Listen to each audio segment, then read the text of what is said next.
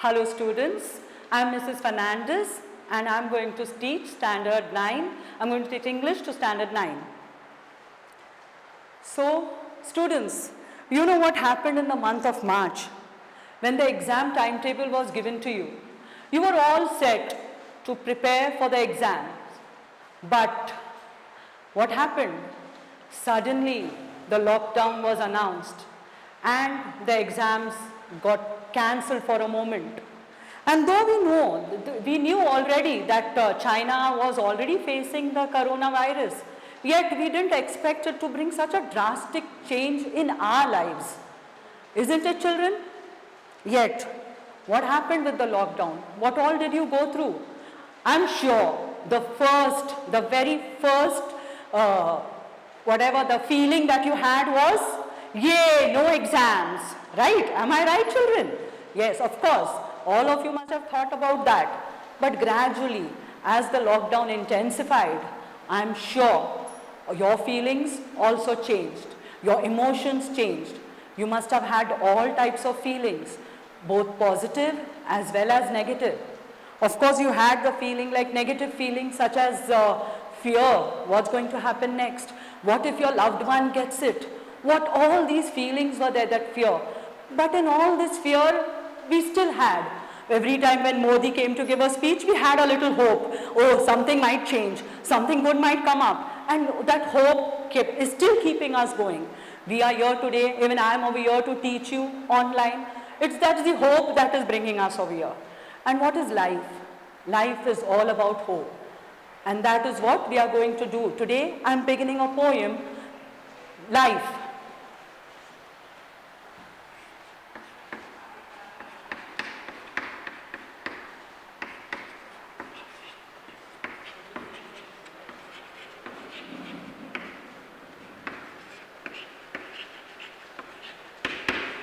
Life by Charlotte Bronte.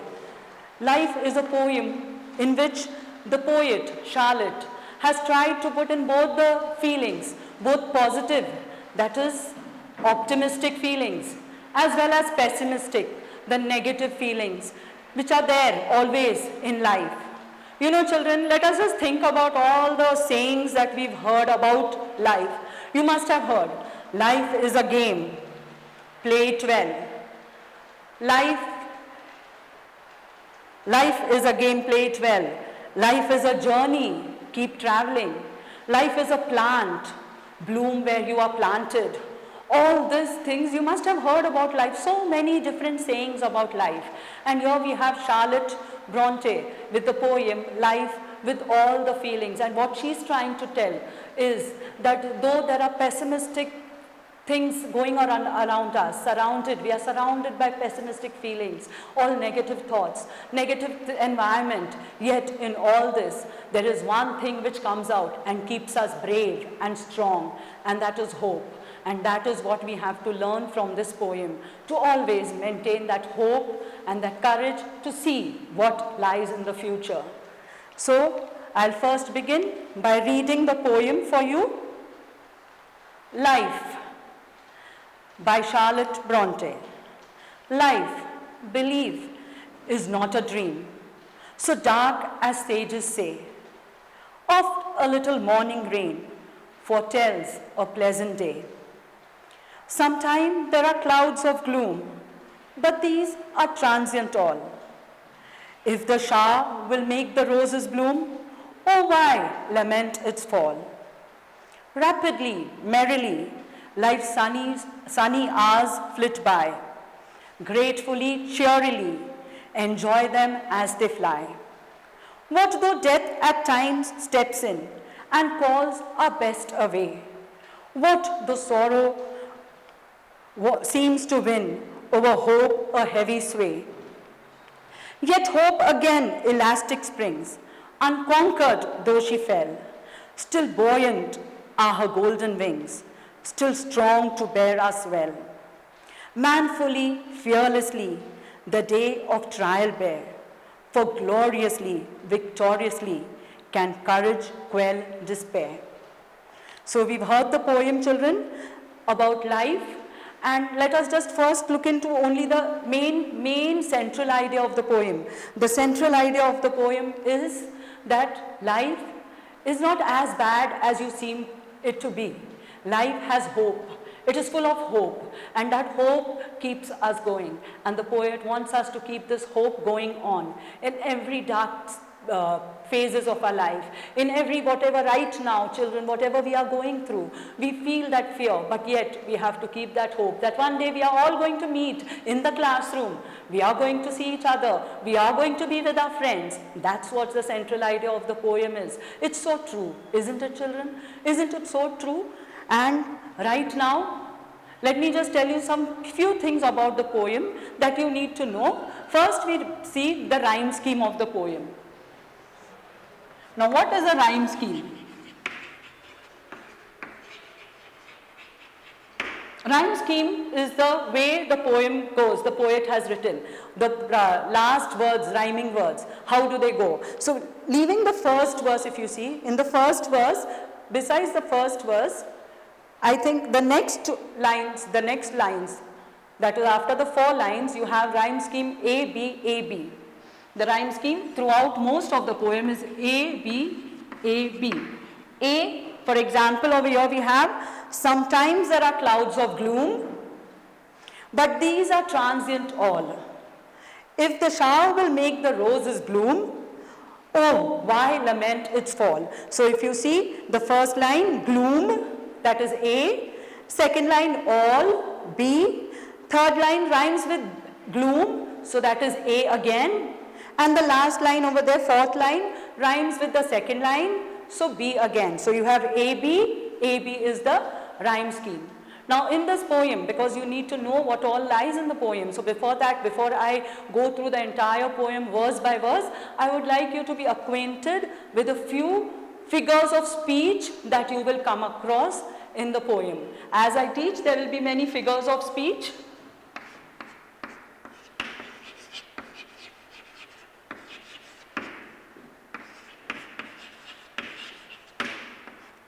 So, I'll just tell you all briefly the figures of speech which are mostly coming in the poem. As I will be explaining line by line, I'll be explaining to you which figures of speech is the line has which figure of speech. But before that, I want you to know a few figures of speech. Try to recollect. You're very familiar with them, but yet let's recall all the figures of speech. And the first one which you will see is a metaphor. Then you will find personification.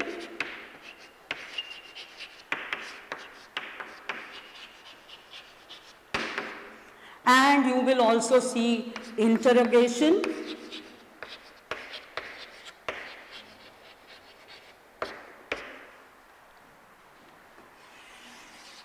And you may see euphemism. So mainly these are the figures of speech you will come across in the poem. As I am explaining, I will be telling you all, you have metaphor. Metaphor is something where the poet describes something implicitly. It compares it with something else, but describes it in an implicit manner.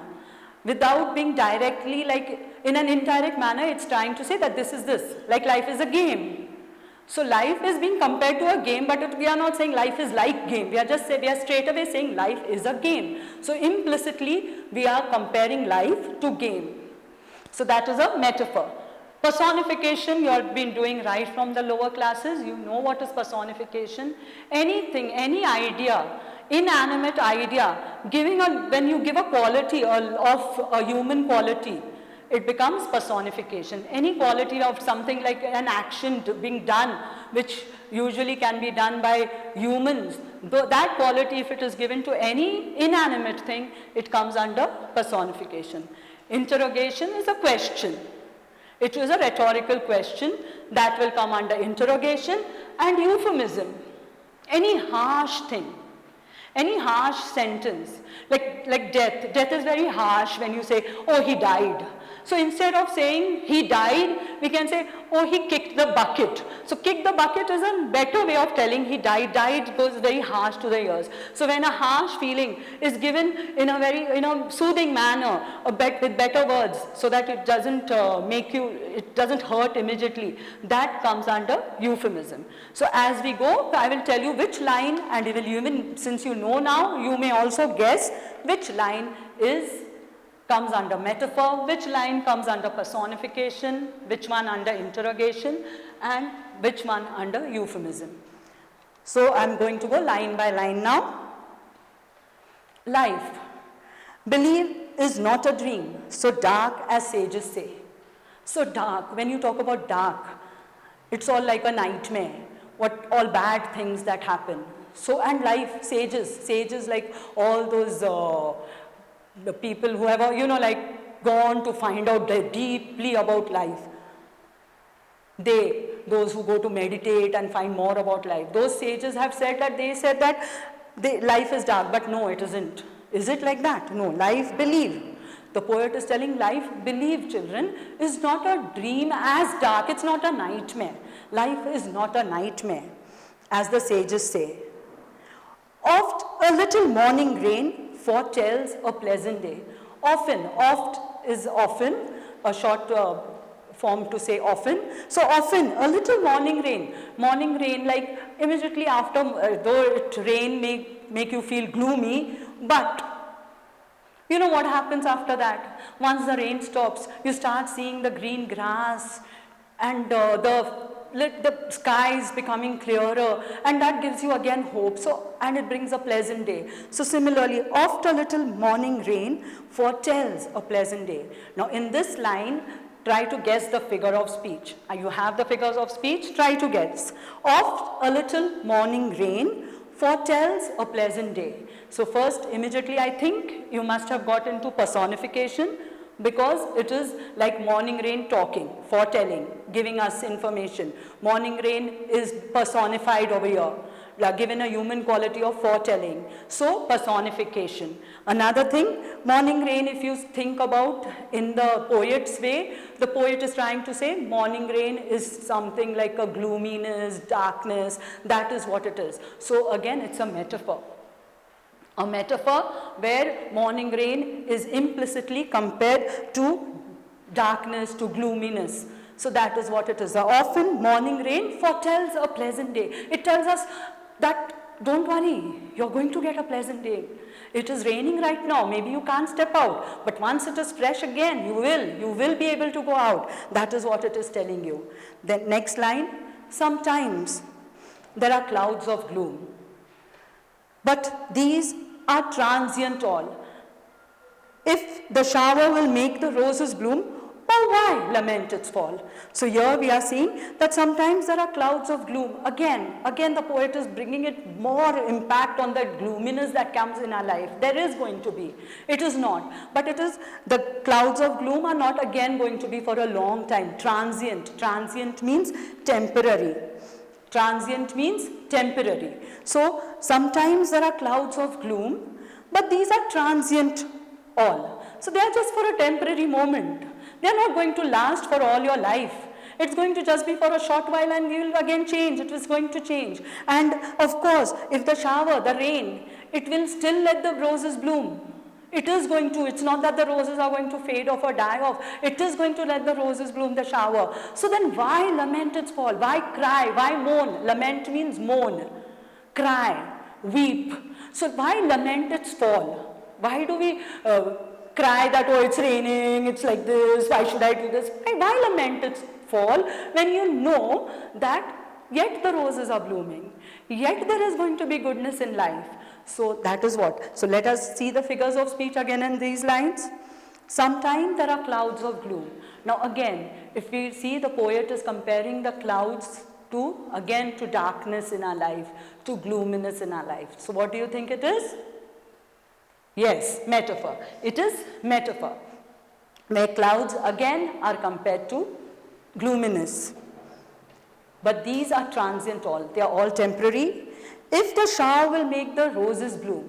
Again over here, if the shower will make the roses bloom. Again over here, it's a metaphor where shower is giving the good times for the roses. It is giving the good times. So that is what, for good times that come over there, the shower will come and it will give good times to the roses. So again, shower is compared to good times. So whenever I say it is compared, the moment I use the word compared, it comes to metaphor. Oh, why lament its fall? Oh, why lament its fall? So here it is an interrogation, a question, a rhetorical question. Why do we lament its fall? Do we lament its fall? No, we shouldn't be lamenting its fall. We shouldn't be mourning. We shouldn't be crying. So that is interrogation. That is interrogation. Rapidly, merrily, life's sunny hours flit by. Gratefully, cheerily, enjoy them as they fly. Can you think of any other line about life which can be used just to put in everything in one line about this verse? Like rapidly, merrily, life's sunny hours flit by, gratefully, cheerily, enjoy them as they fly. Can you think about? First I'll tell you the meaning, then maybe you may think, put on your thinking caps. So here we have that life's sunny hours, they go rapidly, the good times. Just like how the sad times are for a temporary time, even good times can be for temporary. So live them happily, cheerfully. Live all those moments to their fullest. Live all these moments to their fullest before it changes, before the situation changes. That is what this line is telling. Live your life to the fullest with joy, with happiness before it goes away. Before again the gloominess casts over you. Learn to live your life. So can you think now at least of a line, just a comparison of life with something? I'll tell you, life is an ice cream.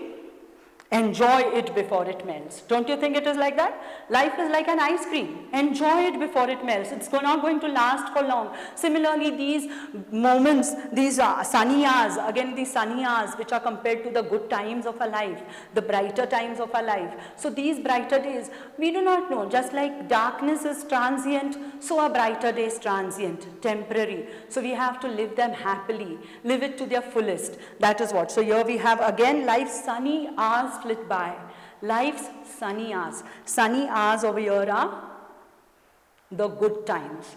So the good times, so it is again an implicit comparison. So again we get another metaphor over here in this line. Gratefully, cheerfully enjoy them as they fly. Enjoy what as they fly? What is flying? Life. Again, so again those moments, those happy moments. So again the happy moments have been given this in character of humans, of living things, of flying. So here we have personification, where enjoy the moments as they fly. They cannot, moments are flying means moving quickly, so we enjoy them, and this is personification over here. Next, what the death at times steps in and calls our best away. What though death at times steps in and calls our best away. What the sorrow seems to win over hope a heavy sway. So again over here we have two questions with what. What if? What if? These are rhetorical questions. So children, what figure of speech? Yes, it is interrogation. Interrogation because both are rhetorical questions asking you, what if it happens? What if this happens? So it is a rhetorical question. And if you go back to the first line of that verse, what though death at times steps in and calls our best away. Calling our best away, calling our loved ones. So again, if you see, it has been like, instead of saying, oh, your loved one has died. So it has been put in better words, calling our best away. Calling our best is calling our loved ones away, that is our loved ones dying. So again over here, since these harsh words are put in a very nice and soothing way, what does it come under? You've guessed it, it comes under euphemism. It comes under euphemism. The figure of speech over here is euphemism. What the death at times steps in and calls our best away. So what if death comes and calls the best of our loved ones? And what? sorrow seems to win over hope a heavy sway. So that is what I told you in the beginning with the lockdown. What happens? We are in the lockdown. So what? We are sad. So what? We are gloomy. So what? So many people are dying around us. So what? Why? No, we are not going to give up. We are not, and that is what the poet here wants you to do. Doesn't want you to give up, doesn't want you to leave that hope. And in the next few lines, that is what the poet is telling. And this is the pessimistic, the optimistic part of the poem. All the pessimism we have to forget, the negativity, pessimistic thoughts like, what if the best away is gone? What if sorrow glooms seems to win? All these are all pessimistic thoughts. And now we come to the poet, where the poet is trying to be optimistic. And here, yet hope again elastic springs, unconquered though she fell. Still buoyant are her golden wings, still strong to bear us well. So here the poet is telling, even if all the above things that we said, that death takes away, hope, the sorrow wins hope. No, yet it is like an elastic, elastic, you stretch it and it comes back to its form, right? So same way, like that only, it just springs up. Hope again like an elastic springs up over there. It comes out, though she had fallen unconquered, unconquered, not one. So still she fell. So again over here, hope is being given a human quality of falling, of conquering, of so that falling down. So which figure of speech do you see in this line? Personification. What if hope fell unconquered? She still comes up, buoyant, buoyant, that which can rise, rises upwards. Buoyant is something that you must have learnt in science, buoyancy, where you immerse something and it comes up back. So that it is. It comes out again. You immerse it, death immerses your hopes. The coronavirus around is immersing our hopes down inside. No, but here we have come up, we are coming out. So that is what it is. Though it is just coming up, buoyant. Buoyant is rising up.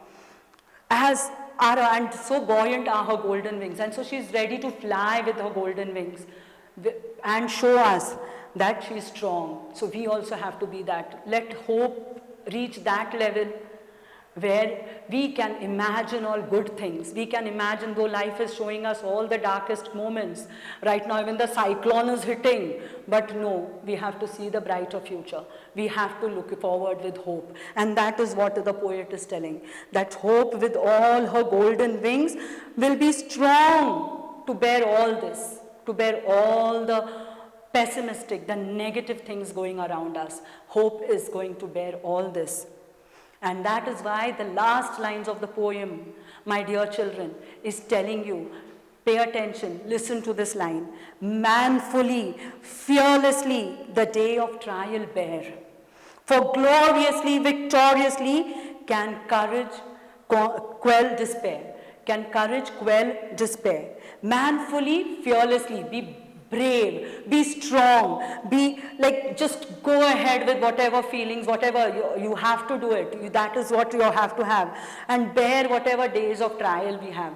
Being in the house, whatever you are facing today, the problems, your parents must be facing a few problems. Whatever, due to the lockdown, many things are happening. Many, you read in the news, everywhere, the whole world is suffering. But we still have hope. We still are moving ahead towards our life, our goals. So to keep that in mind, you are in standard 9 today, aim for your better achievements in standard 9, that you are going to go and you are going to complete your standard 10 and you have your dreams and you are going to fulfill them. This is what always has to be there in your minds today.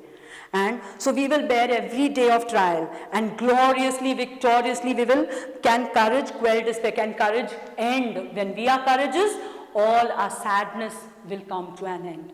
All our sorrow will come to an end because we are facing it bravely. This is what, my dear children, the poet is trying to tell. This is the end of the poem. And just a little again, the central idea of the poem. I guess you must have understood the central idea of the poem. And what is it? What is the central idea of the poem? The central idea of the poem is that though the poet is trying to tell, we will have negative things going around us. We will be facing problems in our life. There will be days of trial. And we have to learn to bear all these days of trial. And hope is one thing which can bring us out of this. So keep your hope strong, and at home read the poem properly. Remember the lines I have told, the figures of speech. Remember the rhyme scheme. It's there on the blackboard. Children, if you need to copy them down, please take them down in a notebook. Thank you very much.